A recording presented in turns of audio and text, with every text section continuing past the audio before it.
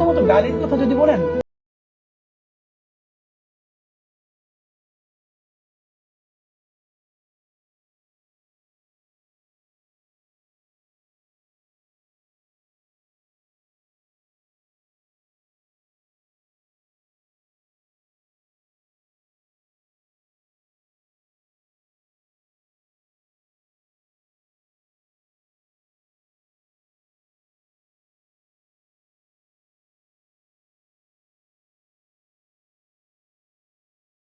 Generation নষ্ট হয়ে গেছে। আপনি কি একবারও বলছেন আপনার বাচ্চাটার সামনে অন্যের বাচ্চা মাইরে ফেলা হইতেছে?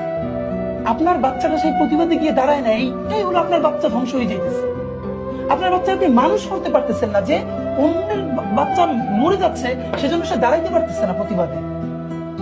এইটা কি আপনার ধ্বংস মনে হয় না? আর সোসাইটিতে, এবং আবার একটা বলি, মানে প্রয়োজনীয় শব্দ বোমা আপনি বলছেন। হ্যাঁ, এবং আরেকটা ব্যাপার বলেন, আরেকটা দেখেন হলে তাদের বাচ্চারা কি ইংলিশে শব্দগুলো বলতেছেন, এইসব শব্দ বলে না? ইংলিশ মিডিয়ামের বাচ্চারা বলে না? সব বলে, কিন্তু ইংলিশের স্ল্যাং গুলোর স্ল্যাং মনে হয় না।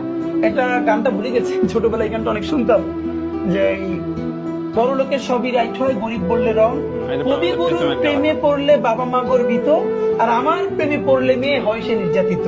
মনে হয় গালিগুলো যদি ইংলিশ হয় তাহলে পশ, এলিট, সুন্দর, এগুলো বাংলা হলে বসতে।